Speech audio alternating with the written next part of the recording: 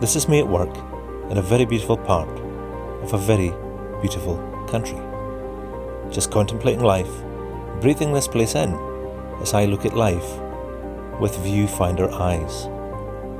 And as I interrogate these landscapes and explore them, using photography as my excuse for getting out in the wilderness in the first place. Come with me as I like to share my thoughts on photography and as to how I see the world through the lens.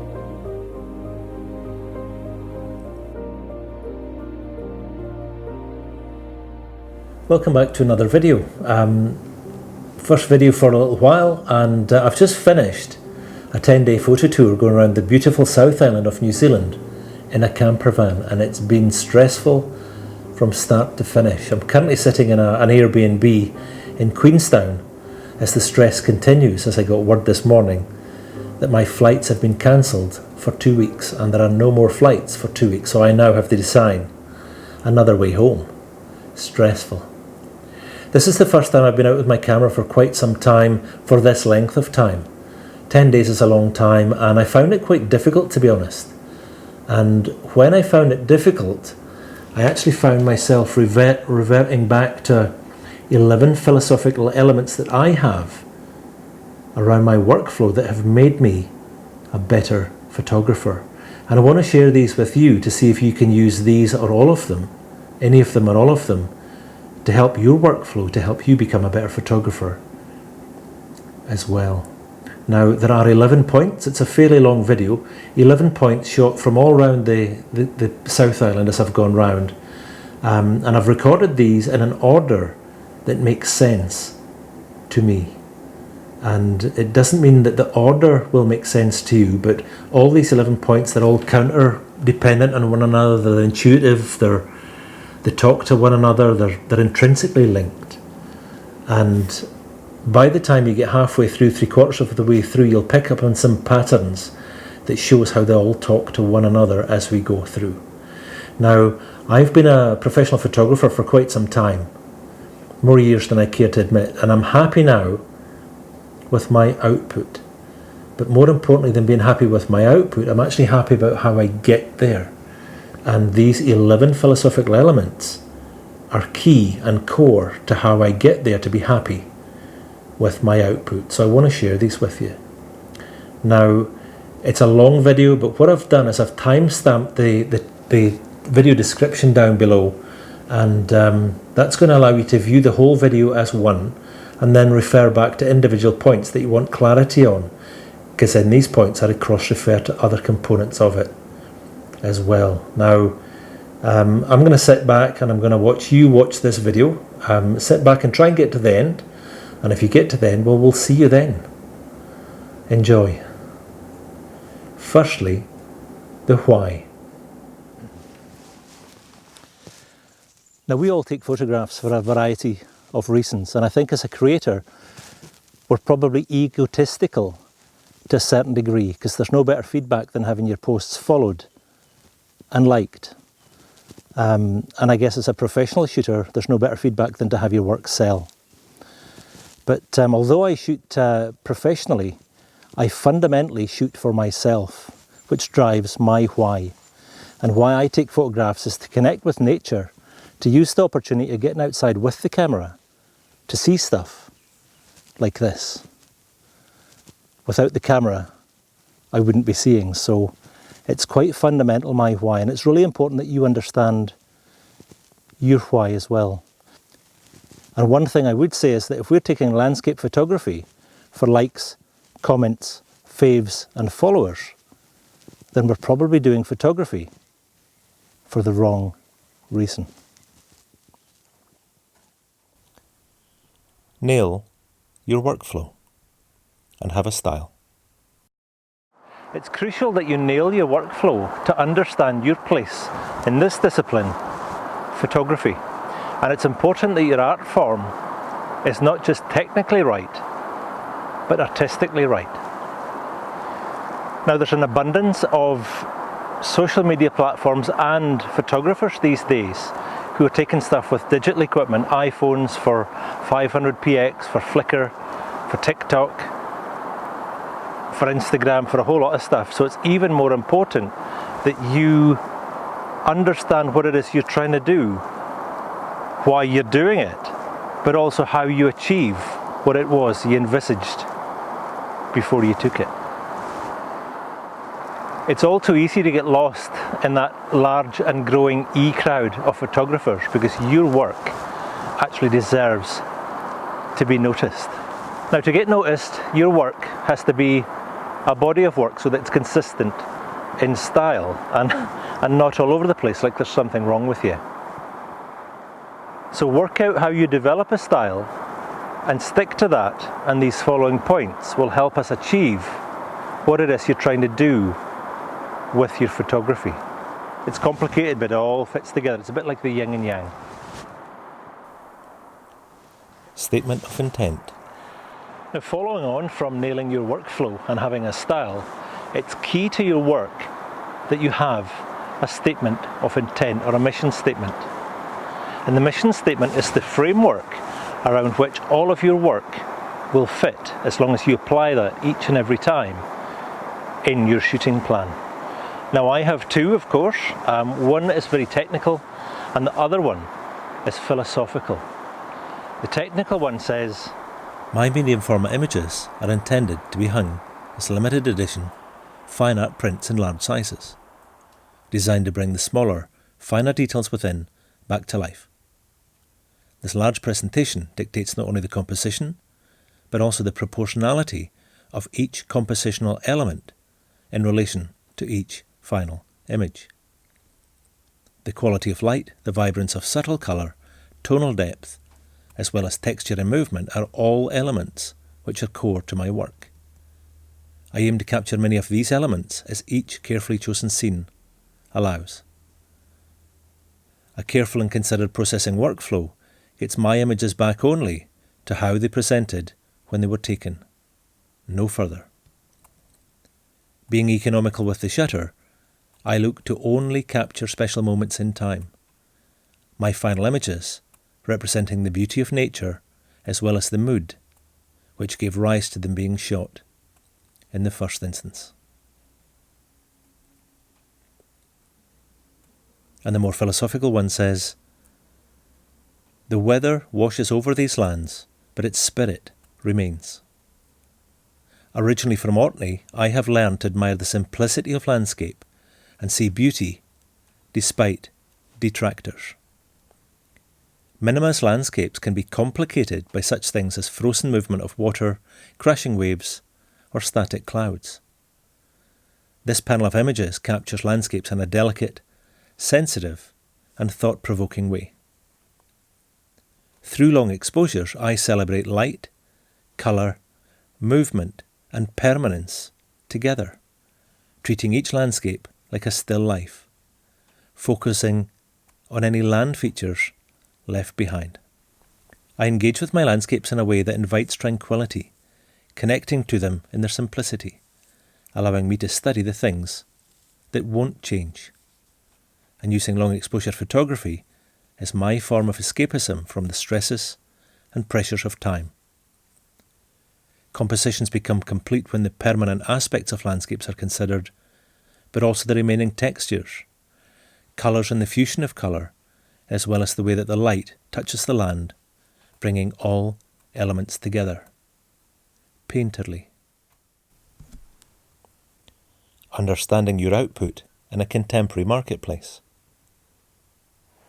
Having discussed nailing your workflow and having a style, as well as developing a statement of intent or a mission statement, well, that brings me seamlessly onto understanding your output in a contemporary marketplace. Now, unless you have clients who have a particular requirement of what they want from you, which will in part determine how, what, and so forth, it's actually, as the artist, completely up to you. Now, back in the day, you had to determine whether or not anything was going to get printed. Was it going to get printed beyond 6x8? Was it going to be framed? Was it going to be published? And if so, where? And these things all made a difference as to how you shot your shot in the first place. Now, we mentioned some digital media before, such as Instagram and goodness knows what else. And there's a plethora of them out there now, and each one of them have got different formats, different image file requirements. And that's fine if that's your thing, but many photographers I talk to their preferred output and then take a second photograph for their preferred social media output, which is often completely differently taken. And my advice to me, and I guess to you, would be sometimes less is more. Now, my output is large fine art prints, often printed to 1.5 meters and bigger.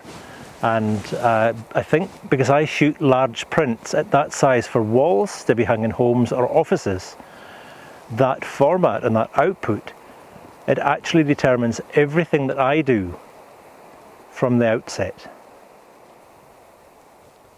Relativity of compositional elements.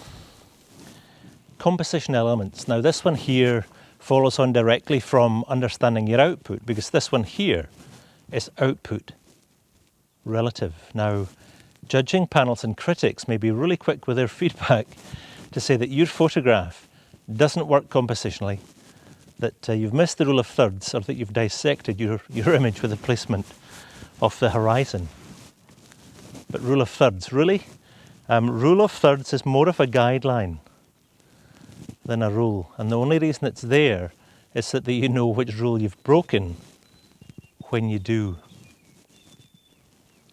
Now, the big point here is that photography, it's not a thing. It's actually a feeling. And as such,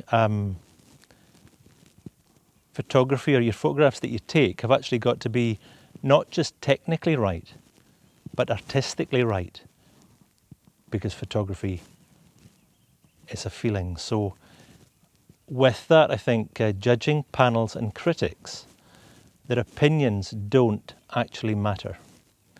And the reason that they don't actually matter is that they're not qualified to pass judgment on why you took that photograph in the first place, understanding that photography is a feeling, not a thing. Now, this photograph of Lloyd here, for instance, this was entered and was placed into a national competition a couple of years back.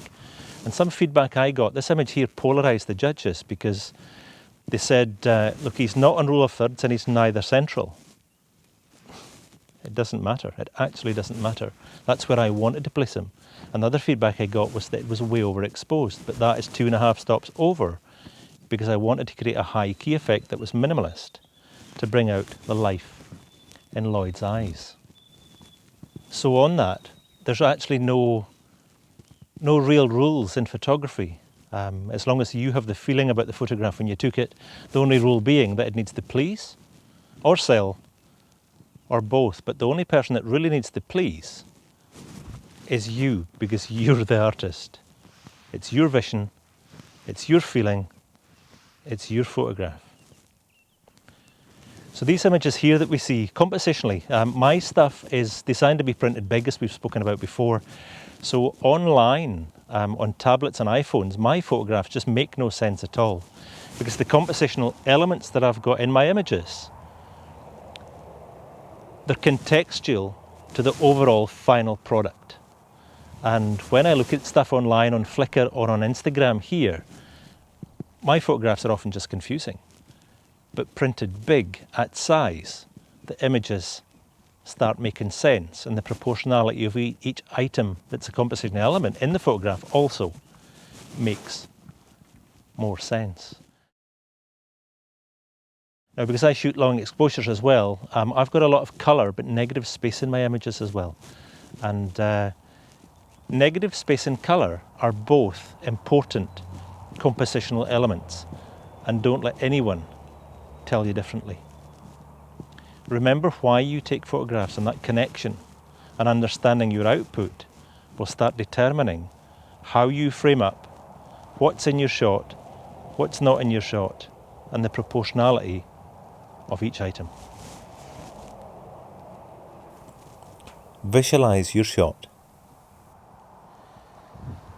Now, before you ever take a shot, you need to visualise your shot. And it's vital to visualise your shot before you ever take it in the first place. And one of the reasons for that is you cannot make ice cream out of poop. In order for you to develop a style which is derived from your statement of intent and applying all the other principles that we've talked about to date, you need to visualise your shot before you take it through the shooting stages, but also through the post-processing stages as well. And first part of visualising your shot, I guess, when you're taking it, is seeing things through viewfinder eyes. So if you're shooting panoramas, you need to see things through viewfinder eyes that are panorama in format. Similarly with square format, you really have to see things through square eyes to be able to visualise a square format photograph, because square format photographs minimise your composition and draw your image or your eyes into the centre of the image, which is the focal point that you're trying to shoot. It's a really cool format, but it's hard to visualise. Black and white's another one. If you're going to shoot in black and white, don't try and make a black and white image out of a colour shot, because you've got to see a black and white image differently, because it's less reliant, or it's not reliant on colour graduation, it's relying on tonal difference. So if you're going to shoot in black and white, you have to visualise that up here in black and white before you ever take your shot, because you can't make ice cream out of poop. Now this shot here, this is a shot here I was going to take in Tauranga Airport at the landing lights, and there's 4 or 5 lights here all in a row. I want to shoot this shallow depth of field early in the morning when it's misty with a 16 stop or a long exposure filter, because I'll have to open up the aperture to only have one pole in focus. But I also need this to have the tide high and over a long period of time, such as 8 or 15 minutes. But the likelihood of ever getting that shot is negligible. I probably will never get that shot because it's a warm climate in Tauranga. And I could achieve that through post-processing trickery, but that's making ice cream out of poop, and that's not what I do. So visualise your shot and shoot in accordance to the conditions that's required of you to shoot that shot like that. When you're visualising your shot, compositional elements, proportionality, colour, negative space, contrast, these are all things that you have to accommodate before you take that shot to make sure that you get what you want from that through the shooting and the post-processing stage. So in post-processing, what I would say to you is that if there's something, if you know your equipment and you know the capabilities of your equipment and know your workflow in post and the capabilities of your workflow in post, that may well change how you visualise your shot in the first place. And if you need to achieve something in particular, well, you may have to change the way you shoot that shot. But it's vital, vital, vital to get your finished product to match your visualisation by shooting in accordance with what you see and how you imagine things. Visualise your shot. Understand light and colour. Now, as a landscape photographer, it's vital that you understand light and colour. Now, I've done 2 videos before based on the light and colour pattern at sunset and sunrise. And I've also done a subsequent video that shot a landscape shot in what I would describe as not perfect light, because it was through the day. But what that video there showed me was that there's no such thing as perfect light. Every scene will dictate its own light that it requires to look its best. So that was quite a good learner for me. There's no such thing as perfect light, but for me to shoot in my style, in accordance with my statement of intent, I shoot at dusk and at dawn. And I shoot at dusk and at dawn to get the colour that I'm looking for as part of my images, which gives me my style. And one of the things that's quite key to learn is the power of subtle colour. And many of my images do have colour, but it's quite soft. But I think with my output, it then allows me to hang stuff on walls, and you don't tire of it as quick because the colour is palatable. It's important too that you study, like behind us here, we've got highlights and shadows in the mountains behind me. And it's important that you look at the effect of light on the landscape, but also the effect of light on colour within your scene.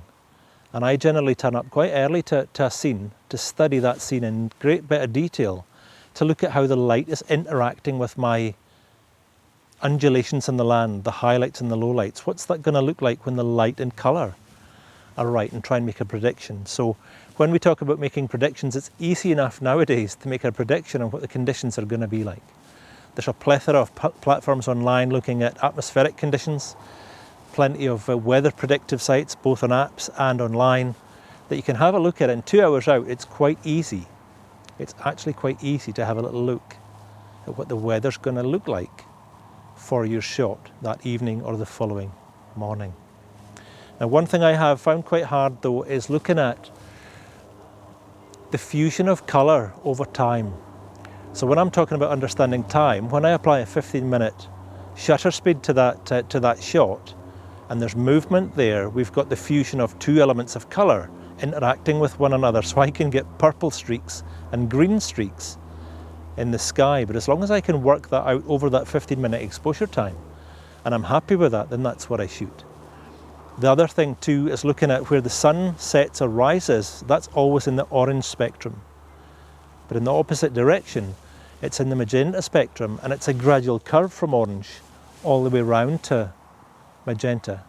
So if you're going to set up with an exposure, with a composition, with an idea of where the light's going to fall or rise, and work out what spectrum you want, it's relatively easy. But if the spectrum you're going to get, understanding light and colour, doesn't work, then you adapt and overcome.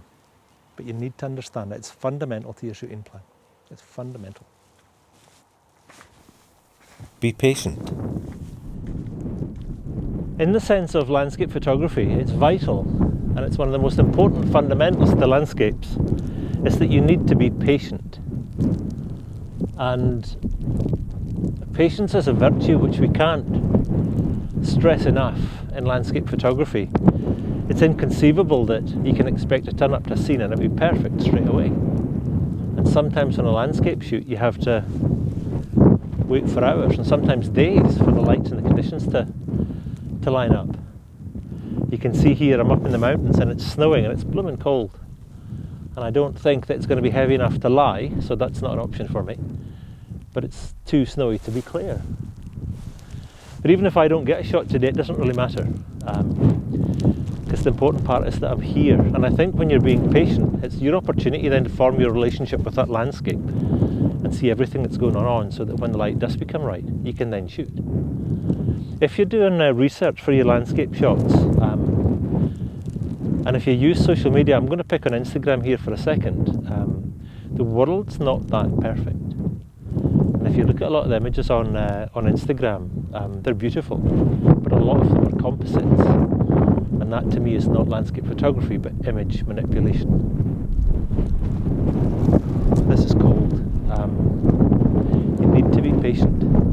I don't know how much patience I've got today, but generally you need to be patient with landscapes.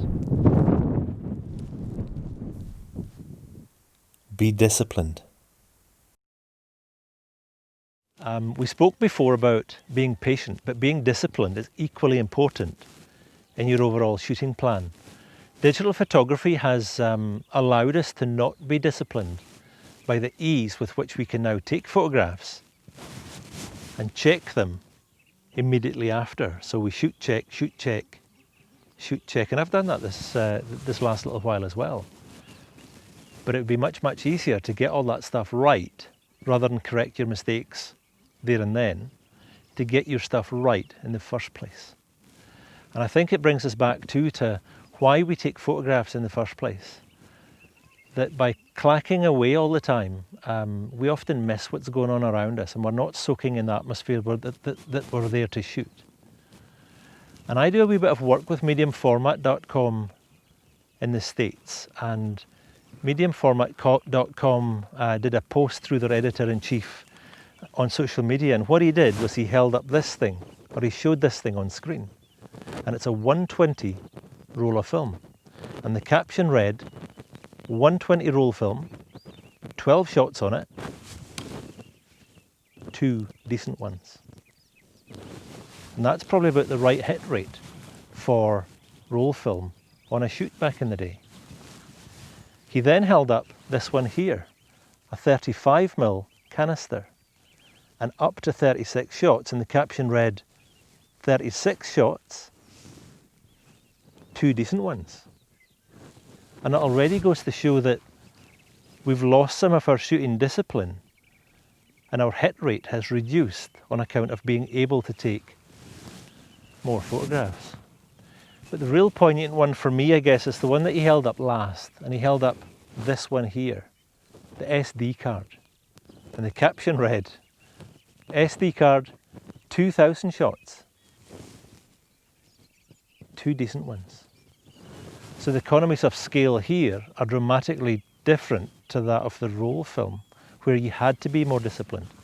I know back in the day when I was shooting medium format film, and now even shooting medium format digital, my medium format discipline has carried on with me in my shooting plan. And one of the things that's important too is that when you're disciplined in everything that you do, you notice more on your shoot and you don't miss that stuff. I know that I've been on shoots before where I've had shot after shot being taken on that landscape that's not going anywhere. And I see a little point in that. And I've also had photographers shooting landscapes with landscapes that's not going anywhere with the motor drive on, and I see even less point in that. Now my daughter, she shoots with a Fujifilm Instax 9 Polaroid camera. And the Polaroid camera gives her great discipline because she pays for the film herself. And each shot that she takes costs her $1, 50 pence or 60 US cents. And that'll give you discipline. These films here that I bought yesterday for the purposes of this video here, 54 bucks. And that too will give you discipline. And you should try shooting film, or shooting medium format film particularly, to give you that lesson and how to become more disciplined. And when you're more disciplined in your shooting approach, it allows you then to see less shots in post-processing. And rather than have 100 shots to post, you've got 5, 6, 7, up to 10 shots to post-process, which then allows you to maximize the results in your post-processing workflow. So it's vital that you be disciplined. Build relationships. One of the last pieces I'm going to talk about is build relationships. And what I mean by build relationships is it's really important that you actually build relationships with other like-minded people. And being out here with Brett Wood today has been really good because I think Brett and I see photography similarly. And I think our ethos and philosophies are the same. So it's good confirmation that I'm not just out on a limb, but I'm in a pack of people who think like-mindedly. And it's always a good opportunity too to talk about tech, talk about industry standards, talk about the way that the industry is going to make sure that you're ahead of that curve and that you're not always playing catch up. But secondly, it's a really good opportunity to talk about building relationships with your landscape. And it's evident today being up here with Brett. Brett's been here before, so he knows this landscape really well. But if you don't know a landscape really well, you have to get to that landscape early. And by getting to the landscape early, it affords you some time to build that relationship with your landscape by looking at it in minute detail and studying every single aspect of it as to how that's going to look when your light is right. It helps you understand what's going on within what will be your frame. And I think one of the things that's quite important too is to ask yourself some questions when you're pointing your camera down onto a view, and that is, why am I pointing the camera down on this? There must be something in this that I like. And it's going through the process of trying to identify what exactly is it I like, and furthermore, how do I make the most of this shot? And it's not just the shooting part of it, it's the shooting and the post-processing part. How do I make the most of this shot, liking what I like within this frame? It's really quite important so that you don't miss stuff. And this is where being disciplined also comes in. That if you're forming a relationship with your landscape, giving yourself plenty of time to study it in great detail, but being disciplined and only shooting when you need to shoot, and not missing stuff because you're too busy clacking away, it's actually really important. And that then comes back to the points that I mentioned before about the why. about the fact that judging panels and critics, their opinions don't matter, because it's about your connection to that landscape based on the relationship that you've built with it. Build relationships. Be gentle. So the last one is be gentle. Be gentle. And what I mean by being gentle is be gentle in your considered approach to the photograph that you took, or moreover, in a post-processing environment, whether this is a Lightroom or a darkroom setting. I think in a post-processing environment, you've got to be gentle with the way that you post-process your image, because that's the thing that will get it back to how it was, and probably back to the reasons you gave rise to yourself to shoot it in the first place, I think. So I think that in a post-processing environment, less is more. Unless, of course, your output is social media, where more is more. But unless that's your output, be gentle and go easy on the sliders.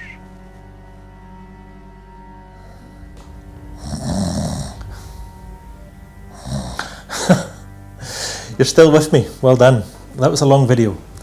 A long video though with some important points, all of which are equally important, but I think that one of the most important one is your statement of intent, and by listening and applying a statement of intent that you make to your images every time, that's the thing that's going to give you your style. And I think that, as I said in the intro, I'm happy with where I'm at output wise, and I'm happy with how I get there, but I always look for continual improvement. And it's important that as part of your personal and professional growth as a photographer, that you keep applying points like these to your shooting plan that will see you improve month after month, year after year.